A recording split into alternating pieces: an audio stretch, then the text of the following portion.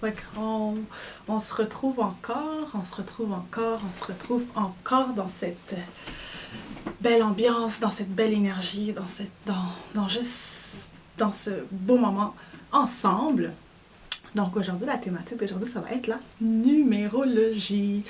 Fait qu'on va parler vraiment de la numérologie, mais d'une façon très différente. Tu sais, je vais pas parler de la numérologie de manière comme linéaire, dans le sens que je veux dire 1 c'est 1, 2 ça veut dire ça, 3 ça veut dire. C'est vraiment plus dans les dans les conversations que je vais avoir avec certaines personnes que je trouve que les numéros reflètent vraiment la personnalité de quelqu'un.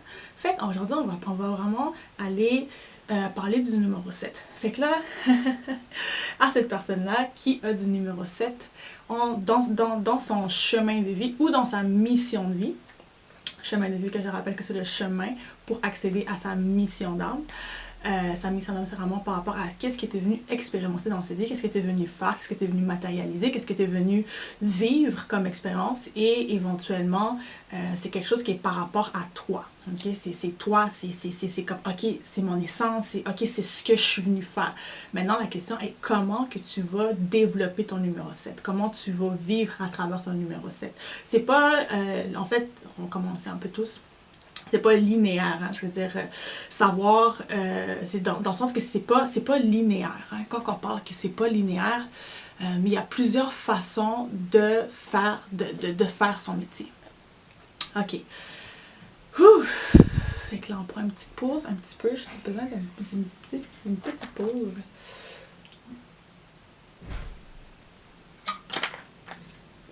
J'ai besoin d'une petite pause. Fait que... Ouh. Fait que là, ici, on va mettre ça. C'est vraiment pour...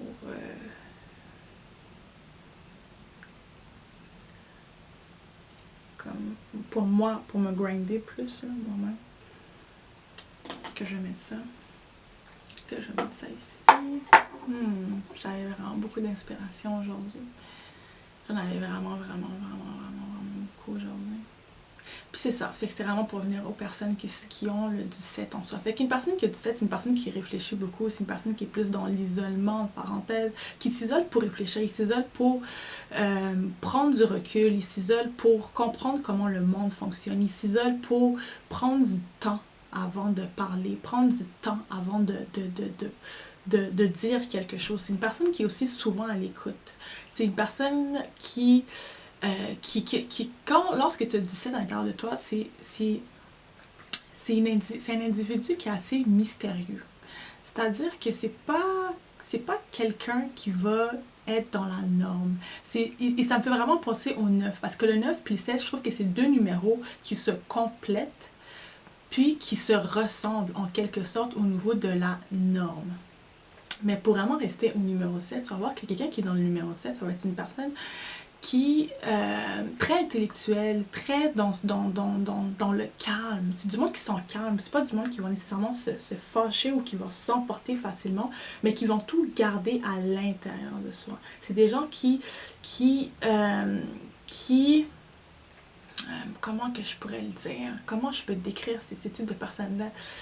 C'est des gens qui sont ouvertes à plusieurs thématiques, à plusieurs choses, mais qui restent aussi en même temps dans ce sceptique qu'on dit, du moins un peu sceptique de la vie.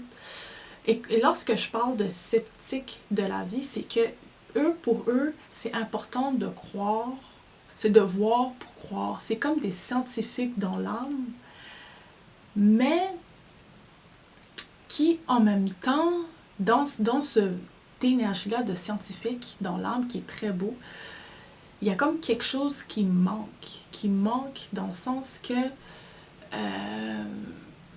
qui manque dans le sens que j'ai comme de la difficulté à exprimer leur manière d'être.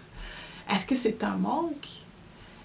Est-ce que c'est un manque qu'ils ont? Ou est-ce que c'est le fait que qui sont incertains? Est-ce que c'est le fait qu'ils sont incertains? Est-ce que c'est l'incertitude qui me fait ressentir qu'ils sont dans ce manque-là? Et pourquoi je parle de ce manque-là, de cette incertitude-là? C'est parce que dans leur énergie, il y a comme cette quête de vouloir trouver cette vérité de la vie, de vouloir trouver cette vérité. Tu sais, c'est comme s'ils ils savent quelque chose, mais en même temps, ils veulent pas y croire, même s'ils savent. C'est comme contradictoire, le 7. Honnêtement, c'est ça que je me mets dans l'énergie du 7, là, présentement. Et c'est comme une énergie qui est contradictoire, mais en même temps, c'est une belle énergie. En même temps, c'est une belle énergie, mais il y a comme de quoi. Il y a comme de quoi de mystérieux dans les personnes qui ont une énergie 7. Puis je trouve que c'est un chiffre que même moi, lorsque je le fais numérologiquement, je le trouve pas nécessairement hyper facile à saisir. C'est des gens aussi qui vont beaucoup être dans la remise en question. Ils vont te faire douter. Ils vont te faire douter par leurs questions. Et c'est ça qui est peut-être, que je pourrais dire que c'est challengeant. C'est challengeant parce que tu sais, quand tu parles avec quelqu'un puis la personne te met en doute, parce que ça vient mettre en doute tes propres croyances, puis t'es comme hey, c'est vrai, j'ai pas pensé à ça. Mais ce doute-là c'est un doute qui, comment je peux le dire, c'est un doute, je vais le dire cru de même, on dirait qu'il amène à rien. C'est un doute qu'on dirait que j'ai l'impression qu'il amène un peu à rien. Parce que être tout le temps dans le doute, ça fait en sorte que tu n'arrives pas nécessairement à créer quelque chose. Être toujours dans ce doute, ah mais là, tu sais, mais là, qui prouve que ça, ah mais là, tu sais, qui prouve que si, ah mais là, tu sais, qui prouve que telle affaire, ah mais là, tu sais. Puis c'est toujours comme, c'est jamais certain, on n'est jamais compris, on n'est pas compris par les autres, nous-mêmes, on se comprend pas. Puis je le dis de même, honnêtement, puis c'est pas comme, ah, c'est donc bien plate d'être un numéro 7. Non, vraiment pas. C'est des très très belles personnes de profondeur, mais vraiment beaucoup. Mais c'est juste que c'est les personnes qui ont un chemin de vie 7 ou qui ont beaucoup de 7 à l'intérieur de eux, qui ont une mission de vie 7 en général, c'est des gens, je te dirais, c'est comme les poètes. C'est ça, c'est du monde poétique. Ça me fait penser à c'est quel poète, là? C'est quel poète encore, là? Il me revient pas dans la tête, là. C'est de la poésie nostalgique. C'est beau, c'est beau, mais c'est nostalgique. Mais c'est beau. Fait que c'est pour dire ça, mais sinon, les gens qui ont du numéro 7 puis qui sont, tu sais, qui sont là-dedans, c'est du monde qui réfléchissent. C'est des gens qui sont enseignants, qui enseignent. C'est des gens qui sont, je l'ai déjà dit, hein, hyper cultivés, qui sont très, très, très cultivés, très ouverts d'esprit. Vraiment, l'ouverture d'esprit est vraiment, vraiment, vraiment là. Mais maintenant, ce qui est demandé... Donc, je suis un peu désolée, la vidéo s'est coupée de manière brusque. Je ne suis pas très, très habituée avec les vidéos et tout ce qui est technique.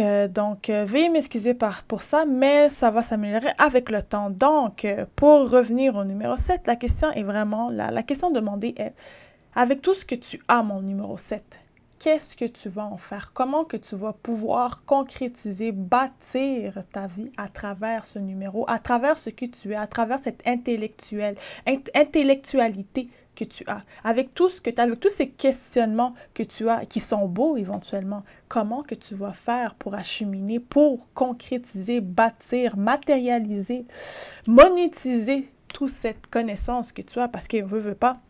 Un numéro 7, c'est une personne aussi qui a beaucoup de potentiel en soi et que souvent, il se retrouve dans des positions dans lesquelles il n'est pas satisfait de sa vie. Donc, il est demandé de maintenant satisfaire vos besoins. Éventuellement, ça se fait. Il suffit d'avoir une structure, il suffit d'avoir un plan, il suffit de déprogrammer puis de libérer certaines émotions qui sont liées souvent à cette énergie de doute Qu'est-ce qui fait en sorte que tu es souvent dans le doute? Qu'est-ce qui t'amène à douter tant? Puis voilà. Pour finir, vous pouvez toujours aller sur notre blog, sur notre site web. Il y a aussi une... comment on appelle ça encore? On a écrit une lettre pour le numéro 7, une belle lettre pour vous, dédiée seulement à vous. Et je vous invite à aller faire un petit tour sur notre site web. Il y a plein de choses, plein d'affaires que vous pouvez aller voir, visiter, regarder. Et sur ce, je vous souhaite une magnifique et belle soirée ou journée, dépendamment de l'heure à laquelle que vous nous regardez et ou écoutez.